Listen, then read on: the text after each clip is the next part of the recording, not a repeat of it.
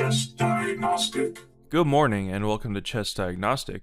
So I'm going to look at another one of my favorite chess games. Now this is kind of an interesting game. It's played between Paul Morphy and Adolf Anderssen in 1858. And this is one of Paul Morphy's less known games. Of course, all his games are pretty well known. But the reason I chose this game and the reason I like it is because it's even most of the game, even though it appears very complicated. And at the end, when Anderssen resigns, it's kind of hard to figure out exactly why. Now, these games are good because they can improve your analysis skills. So Morphy's white starts with e4, e5, and we get the king's gambit. This was a casual game, so they were just kind of playing around, but of course they still wanted to play their best. And in this era, with the king's gambit, there's lots of gambits and just tactical attacking chess, and that's why it's really good to study when you're starting out, because tactical games and games where just the player goes for an all-out attack will teach you a lot about activity. Alright, so a normal developing move, knight to f3, and then this was a standard line where black is just trying to keep his pawns, but of course he gets behind in development. White's trying to break apart that kingside pawn structure. And normally you'll see things like this protecting the pawn, but we get knight to f6 protecting the pawn instead, as well as hitting e4, which is good as well. So he takes the pawn, and then knight takes e4. Now this is a little risky for black, of course, because he's opening up his king and not really developing as fast as white. Now Morphy prized piece development over everything, and this is one of the keys of his genius, is players didn't really understand that you can give away almost all your pieces, but if the pieces you have left are active, and they're much more active than the opponent's mass of pieces sitting on the last or the first or the last rank, then you're going to win. And this is how Paul Morphy won so many games. So you can already see the beginning of this after Morphy gives away a rook. So he's developed two pieces that are quite active, and he gave away an inactive rook, and now black's knight is inactive. So at this point, with the queen coming forward, there's a tactical sequence. It's a 3-move tactical sequence that helps Morphy get ahead. So what do you think that is? It starts with a check. Of course, we have knight to f6 check. The queen can't take it because it's pinned. And after the king moves, we have bishop takes. And then we have the knight fork. So these games are great because you can work on your tactics. Now, the amazing thing about this computer valuation, and I'm sure they knew this back then, but it's actually equal at this point. The computer valuation is 0, which is quite amazing after all these very tactical moves. Now the reason for that is, of course, white's giving away a bunch of material, but white is active. So at this point, black has quite a discoordinated and undeveloped position. All his pieces are sitting back here. His king is now uncastled, sitting in the center with all these broken pawns. And even though white's down slightly in material, he can start fighting back and increasing his activity and start an attack on the king. So Morphy starts with the queen move, not only cutting off these squares for the knight, but also preparing development and just giving space for his king to move. Of course, you shouldn't miss that the bishop's attacking the queen, so he moves it, attacking the f7 pawn. Now, the rook comes here to threaten to bring the knight out. Paul Morphy takes the pawn, threatening the rook. And now we get bishop takes h4 check. King moves.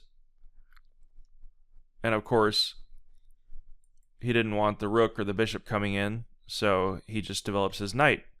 Now, Paul Morphy's moves upon analysis are very simple and logical, and that's the incredible thing about studying these games is upon analysis, it just appears, once you have a good understanding of activity, to be very logical and easy. But it's actually not when you're playing, because you're calculating a lot of different lines, you have emotions going, you're looking at the opponent's threats. But it can be that easy if you train hard enough, I guess. Alright, so the knight has developed, and he has ideas like bringing the knight in, as well as winning this knight here and bringing the bishop in. So white is starting to have an easy time here. And even though black is up material slightly, he has this mass of pieces that are in reality very hard to develop. Because if he develops the bishop, for example, then the queen will just take. And so this queen serves a lot of functions, hitting on the 7th rank all these pawns, as well as restricting a lot of black's pieces. So black is desperately trying to develop, but Morphy just uses his queen to keep attacking black's pieces. Okay, so bishop to f6, of course threatening a fork, but Morphy uses tactics to take the knight anyway. So he allows the fork, and now after queen to h4 hitting the king, now he could just check here, protect the knight, and then move the rook, but he just moves the rook and then the bishop takes. And at this point, actually, Anderssen resigned, because it doesn't really matter how many pieces he has.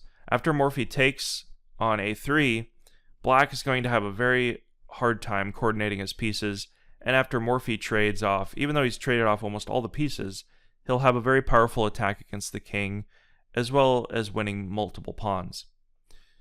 Alright, so let's go back a little bit. Actually, before... so after the bishop moves back, the best move here actually would have been rook to e1, which would have traded off pretty much black's only active piece. Of course, he has this bishop, but this knight's not doing anything, and the bishop's really not doing anything either. So after the rook takes and the king takes, now you wouldn't want to see things like this, because then you'd just play knight to b5, and the knight would come in, and then he's going to win this knight anyway. So after, let's see here, after the king takes, if the knight comes trying to eradicate itself from this terrible square, then white can just play probably queen to f7 and then threatening here because the bishop has to move. And now he wins the knight, and it's actually evaluating at plus 4.2 for white, because he's going to win material back and he's going to use his active pieces to threaten the king. And these pieces here are practically worthless because they'll really be unable to develop practically. Alright, so bishop takes b2 was actually a mistake. But if you want to evaluate this end position, I'd recommend that you could set it up, and maybe I'll post a link to it, or to this game. So when I first analyzed this game, I had trouble understanding exactly why Anderssen resigned, but it's all to do with activity. So if we run a line here, the king goes back, tries to bring the knight out. After d4, check, the king moves back, and of course not here, because the queen would just win the bishop. Now notice that the rook is kind of pinning the bishop to this pawn, so he has to play something like rook to e7. And if you go deeper in these lines, you'll see that at the end, black is completely inactive. White has an extra pawn, and he's probably going to win more because this pawn's very weak. And there's just really no way that Anderssen can prevent even just ideas like queen to f6 and bringing the pawn up, and even just threatening checkmate.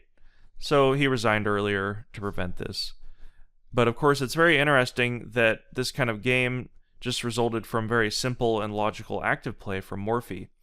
Now, a lot of his games have these brilliant combinations and brilliant finishes, but this was kind of a very subtle finish, and I enjoyed that. Alright, I encourage you to leave a comment I'll see you in the future for more of my favorite chess games. Thanks for watching. Bye. Hey everybody, thanks for watching. Hope you enjoyed this video. Hit the like button, leave a comment, and subscribe for future videos. See you in the future.